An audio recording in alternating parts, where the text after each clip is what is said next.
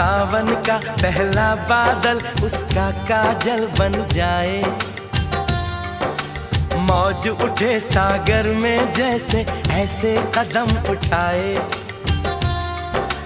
रब ने जाने किस मिट्टी से उसके अंग बनाए। छम से काश कहीं से मेरे सामने वो आ जाए। भोली सी सूरत, आंखों में मस्ती, दूर